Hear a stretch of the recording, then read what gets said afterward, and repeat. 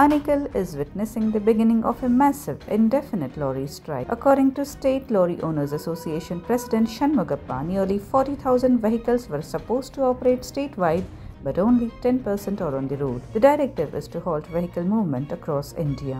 Due to the strike, an estimated 4,000 crore rupees worth of trade has come to a standstill. Trucks are only unloading at APMC yards where crops like ragi and bajra have arrived. Elsewhere, loading and unloading has stopped completely. Out of 9,000 vehicles, only 609 are currently operating.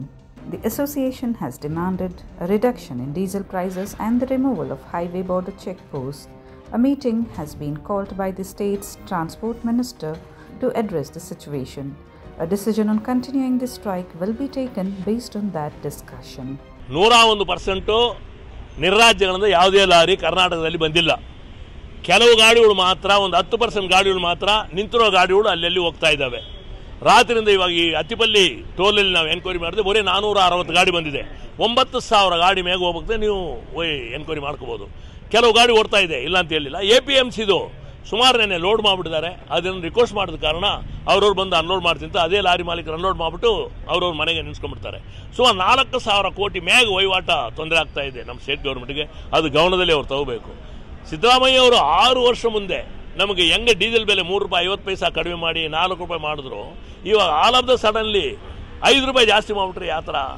ನಮ್ಮ ಹೊಟ್ಟೆ ತುಂಬ ಊಟ ಹಾಕ್ಬಿಟ್ಟು ನಮ್ಮ ಹೊಟ್ಟೆ ಮ್ಯಾಗೆ ಹೊಡೆದ್ಬಿಟ್ರೆ ಹೆಂಗಾಗುತ್ತೆ? ಆದ್ದರಿಂದ ನಾವು ಡೀಸೆಲ್ ಬೆಲೆ ₹5 ಕಡಿಮೆ ಮಾಡೋದ್ರಿಂದ ಇಡೀ ರಾಷ್ಟ್ರದಲ್ಲಿರೋ ಗಾಡಿಗಳೆಲ್ಲ ಬಂದಿಲ್ಲಿ ಡೀಸೆಲ್ ಹಿಡ್ಕೊಂಡು ಹೋಗ್ತಾ ಇತ್ತು. ಅದು ಭಾಳ ದೊಡ್ಡ ಹಿಸ್ಟ್ರಿ.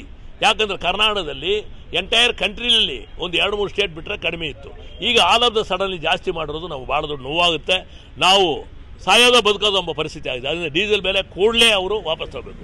ಎರಡನೇದಾಗಿ border check post, border RTO check post ಸ್ಟೇಟಲ್ಲಿ 14 ಜಾಗದಲ್ಲಿ, ಕಂಪ್ಲೀಟ್ ಇಂಡಿಯಾದಲ್ಲಿ 14 ಬಾರ್ಡರ್ ಚೆಕ್ ಪೋಸ್ಟ್, 14 ಸ್ಟೇಟಲ್ಲಿ RTO ಬಾರ್ಡರ್ ಚೆಕ್ ಪೋಸ್ಟ್ ತೆಗೆದಾಗಿದೆ.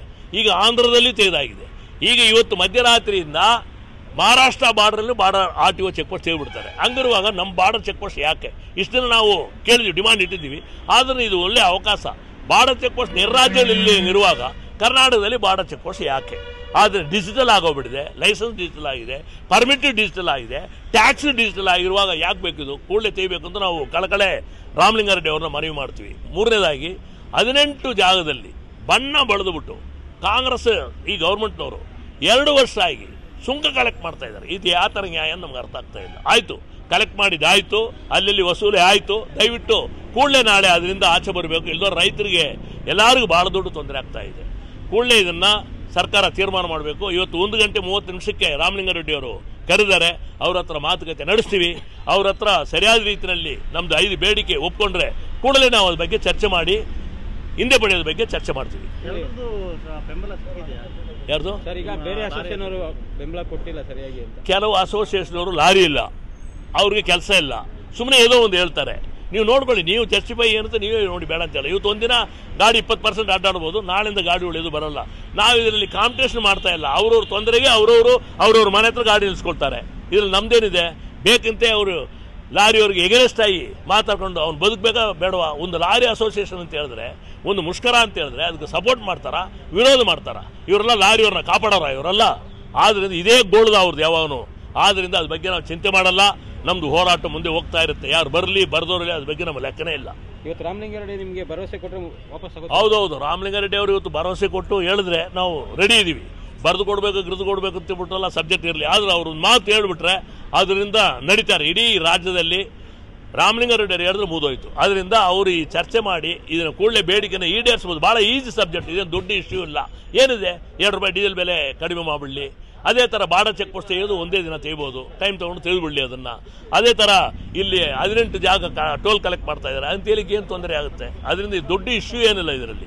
ಯಾಕೆ ಸರ್ಕಾರ ಈ ಹಠ ಇಡ್ತಾ ಇರೋದು ನನಗೆ ಗೊತ್ತಾಗ್ತಾ ಇಲ್ಲ.